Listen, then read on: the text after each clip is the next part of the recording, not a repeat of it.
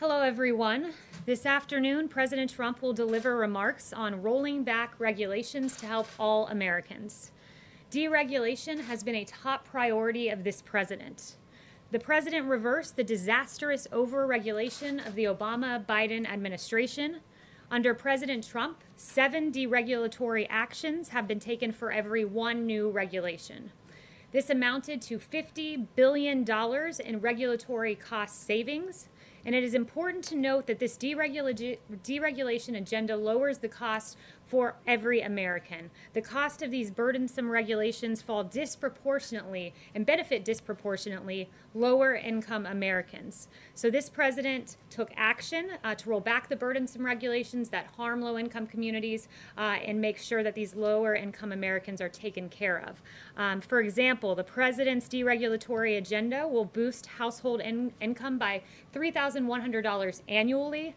Thanks to President Trump's rolling back of the Obama-Biden-era CAFE standards, families will have access to cheaper cars. The president's healthcare deregulation will also save patients nearly 10% on prescription drug costs. These real wins for the American people will disappear with a re-regulation agenda, which is why President Trump will continue to pursue his historic deregulation activity. On another note, we saw encouraging news yesterday on vaccines. Moderna's vaccine candidate is showing promising signs. It produced a positive, neutral immune response among the 45 participants in the study. This is comparable to what we see in recovered patients. And the bottom line is that so far we are seeing exactly what you would hope to see in a vaccine. The Moderna vaccine in particular is expected to reach phase 3 by late July with 30,000 participants. And finally, on the therapeutics front, I just want to note a very encouraging Regeneron contract, a $450 million contract for monoclonal antibody cocktail. This is a bioengineered version of convalescent plasma.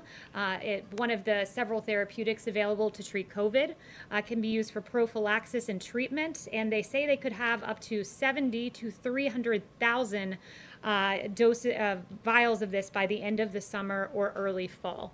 So Operation Warp Speed continues. We continue to see encouraging news on the therapeutics front, and with that, I will take your questions. Jeff. Thank you, Kaylee. Maryland Governor Larry Hogan said today that President Trump has left states to fend for themselves during this pandemic. He accused the president of not listening to medical experts. That is quite a takedown coming from a Republican governor.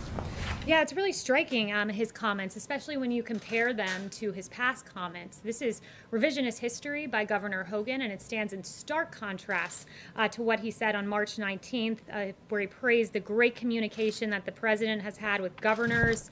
On March 19th, he also said, "Thank you, there's been tremendous cooperation." And what is so striking to me about reading that op-ed is Governor Hogan begins with this dramatic April 18th scene where South Korea delivered tests, but just the day prior, he said something entirely different. He, in fact, thanked the president for the progress we've seen in federal and state coordination in recent weeks and went on to praise testing capabilities. He said with regard to some of the top needs of states, including ventilators and testing capabilities. So 24 hours before this dramatic opening scene of his op-ed, he literally was praising the president of the United States for delivering on testing. And how do you explain that President Trump is trailing his opponent by double digits both nationally and in battleground states, with majorities disapproving of his handling of race relations and the coronavirus response? So that would be a question for the campaign when it comes to campaign polling. But what I would say is we believe this president has great approval in this country. His historic COVID response speaks for itself with delivering on ventilators and testing, leading the world in the amount of testing we've provided, therapeutics, the 13 vaccine candidates, the Moderna example that I pointed out to you. This president's response has been historic, and we believe his support in this country reflects that. But with pertaining to battleground polling or campaign-related polling, I'd refer you there. Yes. Kaylee, we've seen the president hold a range of public events this week, but none of those events have been focused on the coronavirus. Why not? The president's routinely focused on the coronavirus. I think you'll be hearing more about what we're doing in the coming week. He's hard at work. We talk about COVID every day from this podium. The task force is hard at work, and I'm glad you asked about COVID in particular, because I just want to read through some of the things that we are doing, which I think is most important than what we're saying is what we're doing. And the White House has engaged in travel. Dr. Birx to Louisiana, Mississippi, Alabama, Georgia, and South Carolina. I spoke with Dr. Birx this morning. She's in Georgia today, heading to South Carolina tomorrow. HHS has deployed 19 teams across the country. We identify not where we see embers, but pre that. We identify where we might see an emergence, and we send teams there to address it in advance. So we're proactive. Dr. Birx routinely sends real-time data to governors. She gives them governors' reports on remdesivir. We've surged it to Texas, Florida, California, Arizona.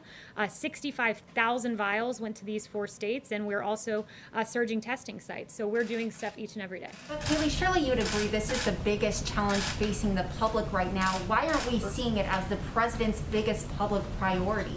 The president's focusing on a lot. Look, the president just yesterday held a big press conference, if you will, or an avail in the Oval Office about MS-13. COVID is something that we're focused on. It is a top priority of this administration. It's why the task force meets. It's why I mentioned to you we're taking all those steps. But there are other things the president has to focus on, namely Democrat cities not controlling their streets, namely the mayor of Chicago, people dying on the streets of her city every weekend, and the president sent her a letter saying you must secure your city. The president's involved in Operation Legend in honor of Legend Taliaferro, a young man who lost his life, sending federal assistance to St. Louis, a city that has asked for our help, and he's shown up. The president's focused on MS-13, who tragically maimed and killed those 2 young little girls, and he's held their killer accountable, the leader of that ring. So the president's focused on COVID. It's a top priority. He's focused on the violence in the streets. He's doing a lot of things at once, and that's the great thing about the Trump administration. Quickly, when's the last time he attended a task force briefing? The president is briefed on coronavirus each and every day. Yes, Darlene. Thank you. Does the White House agree that it's not helpful for people to wait 7 days or longer to get the results of their coronavirus tests? And is the White House going to do anything to try to shorten those wait times so that people can get their results sooner? So we've done more than any country in the world on testing. There's no doubt about that. 42 million tests. The country with the next highest number is India at 12 million. There are various different types of tests in this country. Some take longer to process than others, but we have surged testing to the states. We encourage them to use it to their best ability and to process those tests as quickly as possible. Yes, Thank you. To follow up on that, it's not just about the quantity of testing, it's about the quality of testing. So is the administration doing anything specifically to make all the tests out there return quicker results? Because, you know, a lot of health experts are worried that when people have to wait 7 days or longer, they're out here spreading the disease unknowingly. So as I noted, there are several different types of tests. There's the Abbott Rapid Response Test. There are other tests that take longer. Dr. Birx and Admiral Joie are constantly out there advising on testing and how to process these tests. Ultimately, we can give the states the supplies, but they've got to use them in the best way possible to get results as quickly as possible. But rest assured, our team's fully engaged, from Admiral Joie to Dr. Birx and others. And Admiral Joie shared with me, we have 552 sites testing in America in 48 states and the District of Columbia. 65% of these sites are located in counties with moderate to high social vulnerability, and 201 additional sites will be going live this week, and that's on top of the 1,300 federally qualified health centers that are out there testing as well, and the commercial testing sites at CBS. I have another question. Hillary, in an interview with CBS News, President Trump said more white people are killed as an answer to why black people are still being killed by police officers. But by population percentages, black people are about 3 times more likely than white people to die in a police encounter. If the president won't even acknowledge that, how can he fix the problem? The president has routinely acknowledged and expressed the absolute atrocity of the case of George Floyd, and his heart goes out to that family still.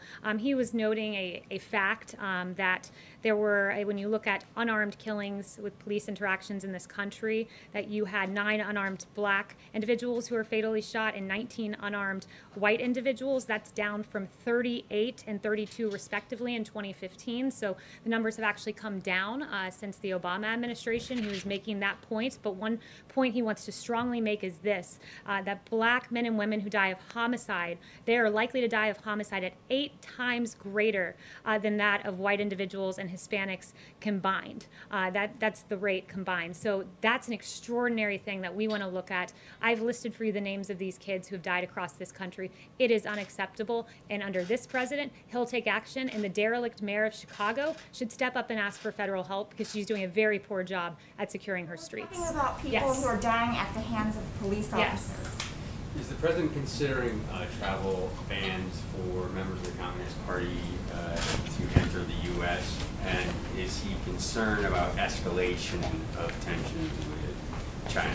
So I have no announcements on that front, but rest assured we keep every option on the table with regard to China. Has he ruled out any options at all? He's not ruled out any options with regard to China. Yes. Jeff. Thanks, Kaylee. Does the White House have a reaction to the hacking of Twitter last night? And do you have any broader concerns, or does the president have any broader concerns about using that platform to issue not only his own opinions, but official policy pronouncements, given its apparent vulnerability to hacking? Yeah, so I spoke with Dan Scavino before coming out here. My team did, and Dan has been, and his team in digital have been in constant contact with Twitter over the last 18 hours to keep Twitter secure, the president's Twitter feed. The president will remain on Twitter, but his account was secure and not jeopardized during these attacks. Okay, and just one follow-up to Luigi's question. I guess I didn't follow the data that you were just referring to. Are you saying that the president did have data to back up his claim that more white people are killed by police officers than black people? Yeah, and I've already read out that data to you. I don't think we followed it. I've already read out that data to you, and you can go fact check on the Washington Post. Yes. A question that flows from two events that we saw recently that we wouldn't have seen at previous White Houses. The first was the campaign meeting in the cabinet room last month, and then the political speech in the Rose Garden this week. Can you talk about your understanding of what the White House policy is for this White House as far as politics? Is there any place in the White House where you think politics is inappropriate? I mean, where do you draw the line? We act in accordance with the Hatch Act. It's well established that the president and vice president are not subject to the Hatch Act. It says this much in the Hatch Act. It says that the Hatch Act applies to executive branch employees, which is defined in the Hatch Act as employee, meaning any individual other than the president and the vice president. So his speech in the Rose Garden was entirely appropriate. The Hatch Act has nothing to do with this, though. What? It has everything to do with this. Go read the Hatch Act. That's what you're alleging is problematic for the president. Just stating but what your real problem was the fact that the president gave a very good, powerful speech from the Rose Garden. Owen. Well, you talked about it earlier with school districts, but we're seeing more school districts, at least in Virginia, for example, last night, deciding to go online only. What does the president say to parents out there who are now going, okay, what do I do with my kids? Yeah, the president has said unmistakably that he wants schools to open, and I was just in the Oval talking to him about that. And when he says open, he means open and full, kids being able to attend each and every day at their school. The science should not stand in the way of this. And as Dr. Scott Atlas said, I thought this was a good quote. Of course we can do it. Everyone else in the Western world, our peer nations, are doing it. We are the outlier here. The science is very clear on this. That, you know, for instance, you look at the JAMA pediatric study of 46 pediatric hospitals in North America that said the risk of critical illness from COVID is far less for children than that of seasonal flu. The science is on our side here, and we encourage for localities and states to just simply follow the science, open our schools. It's very damaging to our children. There's a lack of reporting of abuse.